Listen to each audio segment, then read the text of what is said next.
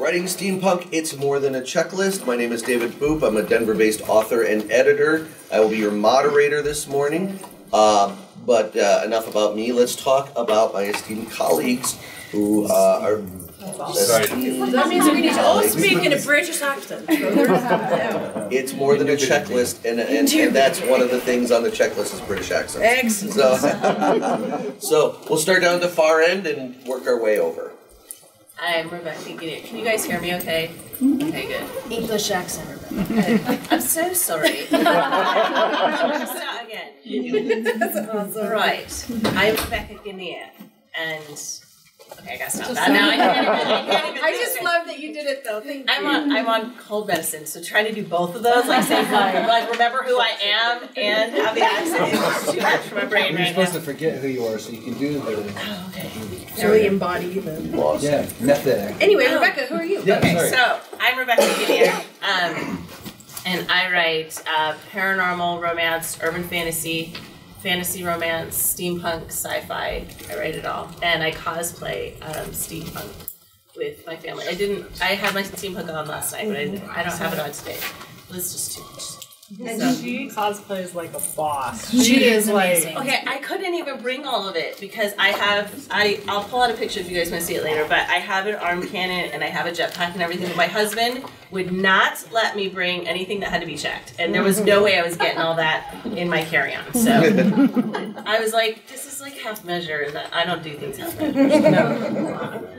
My name's Grigg and I write steampunk. I am like punking steampunk though because I do deviate from the Victorian era, which makes some people really live it.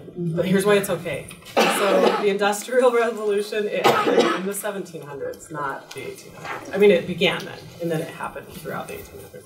But so because of that, I write Regency steampunk, which you're starting to see more people do this, which is reading your book. Yeah, that sounds amazing. Yeah, and I'm also incorporating Norse mythology just to make it even more complicated. So it's awesome. And because it's not vampires. It's not vampires. It's Valkyries. What's it called? So this is Unworded, and it's the first in my Peacock Levine and the Ethereal Fates of Nott. Does anyone know who Nott is in Norse mythology? Come on, we only know Thor's grandmother. So she's the primordial personification of night. So cool. There you go. Oh, Nott. Yeah, right. Nott. Because I speak Swedish, but I was picturing NOT, and that's not. Anyway, that's not like good not. No. Anyway, yeah. Sorry, brain fart. I'm Nathan Croft. I have a book that's not steampunk. Take that. It's a wild mythology adventure story. It's got a cat that dies a bunch as the main character, and giant armored battle squids. Egyptian. Yeah, she is Egyptian. But it's all like all world mythology. I write mostly punk fantasy. I've got like some dark fantasy short story that just came out. I'm most of the way done with my, and see, I also kind of consider it punking steampunk, my steampunk story, because it takes place after like a steampunk revolution has already happened, and so it's kind of a pro-corporate steampunk. I know that's probably not very popular, but I don't care. Capitalism. Take that, steampunk. But you know, it's a lot of fun. It's got a lot of elements of like Atom Punk in it as well. But I do a lot of punk writing. Can you define that word for us? Atom Punk. Yeah, but we'll probably get there. We'll probably get there later. Go ahead and throw Atom Punk out. Sure. So it's kind of a weird subgenre of steampunk, and when I say that, it may or may not actually exist as such. But it kind of is defined as, if you think of what steampunk is, only to like nuclear power. So like if you play video games and you play BioShock, that's like a really good sort of prime example of Atom Punk. That kind of sort of 1930s, 40s era. You know, they're just kind of discovering uranium. You've got those stories, I mean, the real historical stories of when, like I feel like it's Uranium Girls, but I feel like I'm saying that wrong. Radium Girls. If anyone knows about the Radium Girls, in factories, when they sort of were discovering all that stuff, they used it as paint. You've probably seen like radium toothpaste and radium, like all sorts of stuff that was made with radium. It was like a health craze, right? Real healthy health craze. They just didn't know, and so there were factory workers that would paint like the radium paint on like clocks and watches for the glow-in-the-dark hands. And they had so much fun. They were painting their nails and they were painting their teeth and stuff. And of course, they all got really sick, and it was a huge, big mess. So I've got a lot of kind of that sort of radium punk stuff in my anti-steampunk, steampunk, whatever. Because I'm kind of like, I like playing with it, and kind of there's a cool, Steam didn't obviously transition into radium technology, but I kind of have those two in my work in progress. So Okay. at Adam. And I'm Callie Stoker. I'm an editor and owner of The Manuscript Doctor. I specialize in developmental editing. My connection with steampunk is in cosplay and in being in the steampunk rock opera last year. Oh my gosh, cool. We punked Star Wars, and I was the automaton version of C-3PO. I missed it, but I've heard good things. so I think we're far along enough as a culture now that steampunk is part of the collective. But is there anybody out there in the audience who does not know what steampunk is? Raise your hand so we can point and laugh. Thank you for being brave enough to raise your hand. So in the simplest terms, very quickly, let's just somebody give a definition of what they think steampunk is, and then of course we'll rebuttal it. So anybody on the panel, throw one out. I was on a steampunk panel just the hour before this, and Graham was the smart guy, and so I'm going to steal everything he said. He called it... I want to be the smart guy. You are, Nathan. You already blew our minds with punkity, not punk.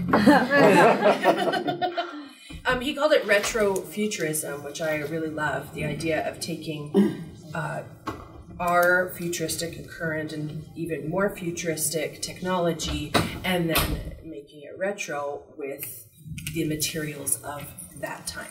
Victorian being the classic example. I've also heard it described as a timeline that splits where we never get to petroleum and diesel and so forth, and the steam power technology continues on far beyond how it did in our particular timeline. But that's limiting. That's very limiting when you look at it like that, because steampunk can be so much more. As an example, just real quick, there's an anthology I'm in of science fiction steampunk, and it's all steampunk set anywhere but Earth. It has to be on spaceships or colony worlds or asteroids or whatever. And so the idea is, why would you use steampunk anywhere else? So my first question will be then, do you feel that where we are now with steampunk, let's call it 20 years of steampunk, since right around the time the phrase was coined, do we feel like we are getting stagnant and we need to explore other avenues of steampunk? And we'll start with you, Nathan. All right. Yeah. So I want to say yes and no, but I mean always yes to the exploration part. I mean always. I feel like we need to explore high fantasy and take it some new places, please. As far as it being stagnant, that's kind of a beauty in the eye of the beholder. Okay. Because for some people they're living it and they're cosplaying and they're having tons of fun, and some people have kind of done that and maybe they're moving on, or maybe they've read most of what's out there and they haven't found anything they like again. So it just, as a whole, it's kind of hard to say. As a whole, I don't know if I've seen, at least nothing major or nothing that I just keep hearing about that's much different. Yeah. But I don't think that will stop. Right. I think it's a little bit stagnant. So to me, and it doesn't mean it's the classic steampunk isn't still super cool, because it totally is. But I think it's nice to see it kind of grow into some other realms, because I think a lot of the steampunk that I read in the last few years, so now I'm starting to read stuff that I really like again, but it was all seeming the same, which it was just kind of like, I've heard this note so long. And I love steampunk, so I was kind of like, oh, I hope that's not as far as it can go. And that's kind of what made me start thinking of, like, really researching, okay, where did the Industrial Revolution start? Why is it all Victorian? I love it. I love the Victorian stuff, but I really like seeing some of the other punk stuff come out. I'm writing a deco punk thing, and I think it's cool. So it's cool to, like, go into other time periods, but I think steampunk itself, it really has a wider range than it initially set off with Victorianism.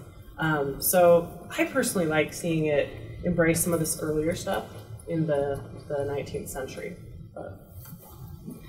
You know, sorry, I think it's, I don't know that it is stagnant or stale, just because so many people, like, a lot of us have known about it for 20 years. But a lot of people only learned about it in the last 5 years. Or 5 minutes ago. Like, exactly. Like, they've heard it, but they have no idea what it is. And then they start to learn about it, just in the last little while, because 20 years ago there weren't a lot of books out there. There weren't a lot of movies, or, like Wild Wild West came out a really long time ago, and so did League of Extraordinary Gentlemen, which is one of my favorite movies. But nobody knew what that was. Right. They're just like, it's just really cool. That's true. And so now people are starting to really understand it. Like, this room, I don't know that this room would have been full 4 years ago. I think exactly. I think it was at They were always LTUE really on the sparse. steampunk panel 4 years ago. Nobody knows what it is, Yeah, and now you guys, true. like, now, the fact that almost everyone in this room knew what it was shocked me, to be quite honest. I still cosplay, and people are like, what are you? Mm-hmm. And I'm like, oh, well, I am my character from my book. She's an airship captain. They're like, yeah, but what is it? And so I have to explain. So it really does kind of shock me. So in that aspect, I don't think it is. I love that authors and creators who've been doing this for a really long time are starting to go outside. They are starting to think broader. I have a techno punk that I'm working on right now, which is a futuristic type of thing.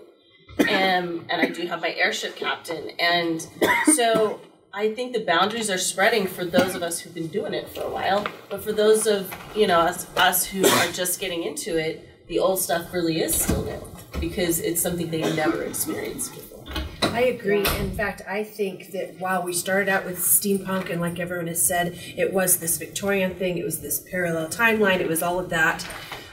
For me, when I go on steampunk panels like this, to me, it's not just steampunk anymore, it's just punk. Mm-hmm. It is punking because it has spread across platforms and genres, and cyberpunk is really big right now. Yeah. It's a really big thing right now because it's our technology punked. Right. All right, so it's feeling a little closer than the old-timey Victorian stuff, which had a sense of wonder for a lot of years. But like you said, we're kind of like, okay, I want to see if I can punk this. Mad Max Fury Road, punking diesel punk, right?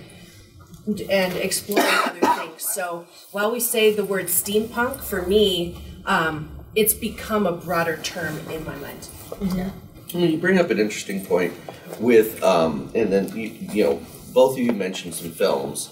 The Wild Wild West movie, the one that with Will Smith, not opposed to the TV series, which we'll come back to the TV series, but the movie, and then League of Extraordinary Gentlemen, which certainly had the steampunk aesthetic to it. You can even look at Jonah Hex and so forth. So those are 3 films that have a steampunk aesthetic to it, and and the Three Musketeers movie they did, where they did steampunk, like With Mila Jovovich. Yeah, they did steampunk in that. All of those failed in box office. Right. Every one of them have. And as far as society, they like to have kind of a rallying cry, but steampunk has never really had a rallying cry. It's had some books, it's had some comics, it's had some anime, and things like that. It's never had that feature film that defines steampunk the way something like Firefly or Star Trek or Star Wars or Lord of the Rings or any of these that help define a genre. So I agree. Even hard sci-fi got a movie with The Martian and with Arrival and the other one with Interstellar. Thank you so much. So yeah, I completely agree, which is why I always want to kind of weep when I'm on these panels and the movie thing that we talk about is Wild Wild West. yeah. I always want to say City of Amber. City Ember, again, it bombed, but you're right that it is I didn't know about it until way after Right. it wasn't in theaters, but it was like, dang it, that could have. I mean, it was Bill Murray. I mean, it had some big names, and it's like, So why do you think we haven't had that? Like, it just makes me wonder, are we just focusing on the aesthetics so much that, like, the storylines That's a good point. aren't good? And sometimes I think that's where some books go wrong and stuff.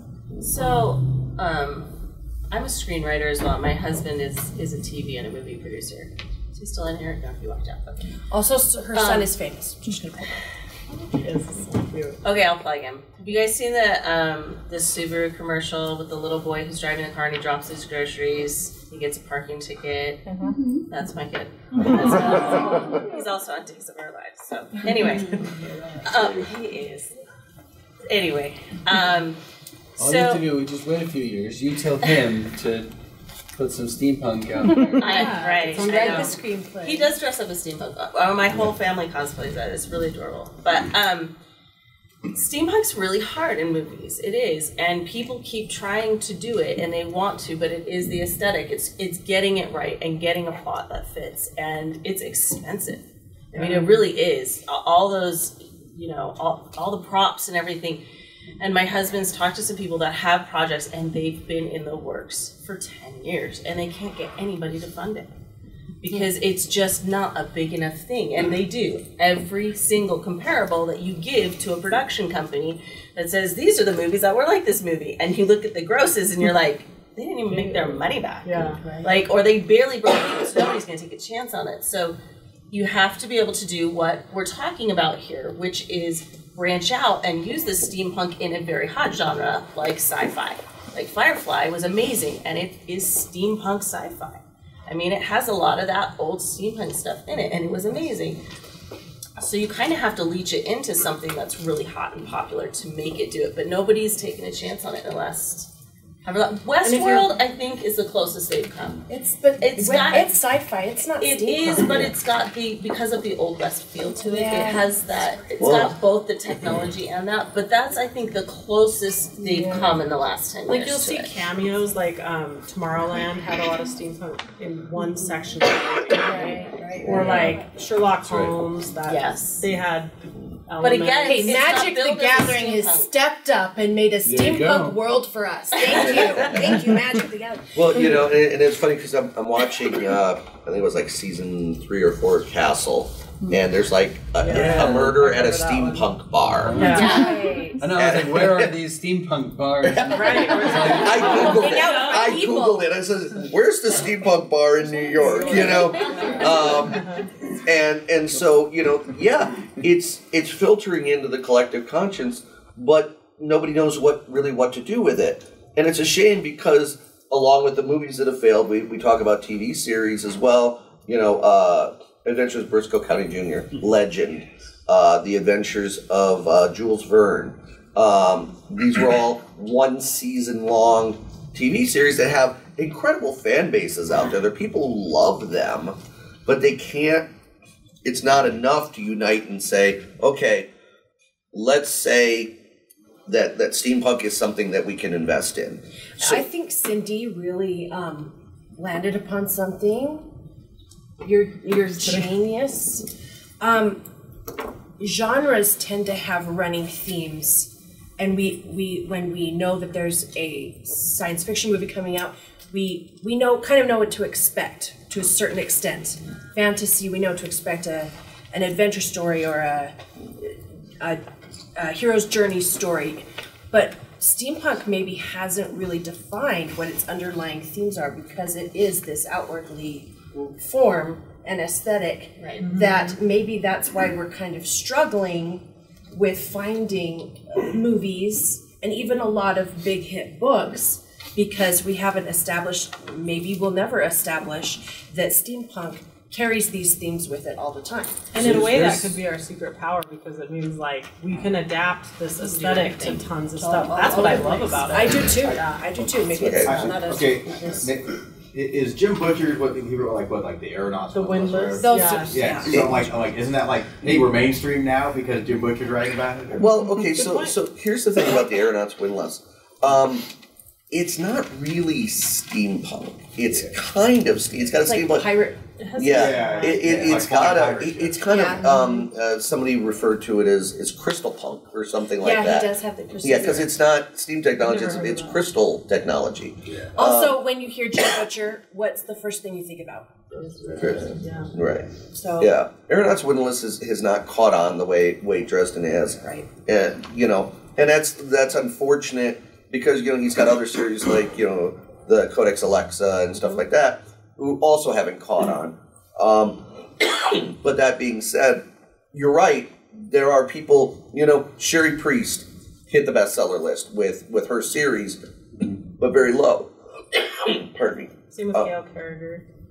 Gail does very well in her market, but it still is not something that anybody like Hollywood is willing to say, let's invest in this.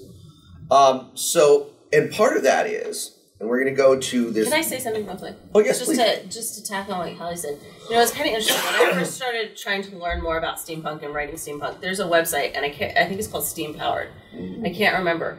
I went to it just to see, because they have all this information about steampunk and what it is and where it comes from and all this stuff. And the themes thing, that you just said, I think is really interesting, because as I thought about it, I want like a vibe of it. Yeah, just adding little things that I think are interesting. Yeah, no, I think I know exactly what you're talking about. Side note, I did a fantasy story where the one of the characters is a beekeeper, and I went to a beekeeping convention, and I learned so much about things that piss off beekeepers that I would have screwed up had I not gone to that convention. There's not as much of that with steampunk as there are with beekeepers. there was Steamfest. I like Steamfest. Yeah, so Steamfest. But I mean, read and study, but like she said, form over function. If there's not a reason, if there's something in your story, like how heavy does that play into this thing that you're just talking about, the inclusiveness? Oh yeah, he does some awesome stuff with etiquette. Yeah. Well, I'll say when I went to Steamfest and I wasn't dressed up when I felt out of place, it wasn't long before I felt very welcome. I mean, tons of people talked to me, and nobody was like, "Where's your costume?" I mean, nobody said anything. They didn't look at me weird. But I think he's referring to it in fiction, like writing the etiquette into the fiction. Even the inclusiveness cosplaying or the inside. Yes. Fully So then I guess I'll say together. maybe there's certain events where they do like the full, role play immersion. Generally, they wouldn't. But as far as writing book and etiquette, I'll leave that to someone else. Well, there's the gentleman's I crashed the code, etiquette, right? so- Yeah. And so even like from Regency period through Victorian, even if you were better than someone, there were certain situations in which you would look down on them. But you were also expected to be like kind to your lessers, right? So And I'll that's an add interesting to thing. all the great stuff Rebekah said. Again, yes, amen, absolutely, we're inclusive. But also, it is a group of makers, of do-it-yourselfers, of we're all making it up as we go anyways. So when we see somebody who's taken the effort to put something cool together, you're one of us. right. Two authors I felt have done etiquette very well here. Gail Carriger in her series. Her character is constantly up against the idea of etiquette. And actually the mystery writer, Elizabeth Peters, who does these Victorian archaeological mysteries, her character is constantly faced with the problem of etiquette and works within that system very well. So I think that there are people out there who can do it well. Okay, time for one more question. Okay, yeah. Question is, so you talk about punking different times. So like you have the Wild West, or you have the Regency, or you have Victorian time frame. How far and how back do you go with this new technology? I mean, ancient Egypt, for instance. Can you punk that, or is it just completely different? That's my. Totally can. Yes. Punk it, and I want to see it. I also forgot to say at the beginning. Sorry, kind of self-plug. I'm an acquisitions editor for Immortal Works. And if you have any like punk stories, they come to me for Immortal Works, and I want to see those. Yes. Sorry. Oh, awesome. And you can go as far forward as you want. Yeah, I mean, I would love. And there's other genres that I've heard, people say the names of that don't really exist. You probably couldn't look them up, like God Punk, Myth Punk. I really, really want to start Mana Punk, but Yes! Punk fantasy. I mean, so my novel was called Noir Punk at one point. Yeah, punk. And then there's the whole British imperialism thing. So in a lot of steampunk, you'll see like archaeology, you'll see like Egypt and stuff like that. But if you want to actually go back, you can punk anything, and that's what's so fun about this. You can genre. punk. You can Like, I think I know, but I'm a little confused. What do you mean by that? Yeah, well, yeah, that's kind of what. I think it goes back to that revolution. Yeah, so do it yourself or like, what if, the Steam is like, what if this actually was this? Because I want to know what it's like, if it does. And, kind of running on your own. The messing and questioning of the social norms of the time, and very importantly, it is the combination of something old and something new. Okay. Yeah. And then there's always the quote definition of cyberpunk is low life, high tech low life, or high society sometimes in low life. So you have the juxtaposition of the downtrodden or the It's taking that Victorian class system and pushing it into the future. And so you've got that kind of fighting the. Anyway, we're unfortunately out of time, but punk is no rules. There you go. Amen. Okay. Can I say one last thing? Sure. As a full circle comment, we started out, all of us, saying, maybe there just isn't a theme in steampunk, and maybe that's why it hasn't taken off. And then through the course of our discussion, I have written down all the themes of steampunk. There's actually a lot, and maybe as a steampunk loving community, we could work harder to make them a little more obvious, so that we don't ever sit at a panel and say, I don't know if there's a theme. I wrote down rebellion, revolution, the do-it-yourself maker. We are creators of something new, something different. The artisanship, again, that hand tactile, I made this, and the fact that I made it pretty. The aesthetic of making something beautiful or interesting to look at. The gender roles, and then that technology. And I bet there's more. So take those and play with them in your fiction, and let's make steampunk a little bit so that Rebekah no longer has to explain what. If anyone wants my first book, you can come get it. Thank you all very much for coming. A big hand for my colleagues.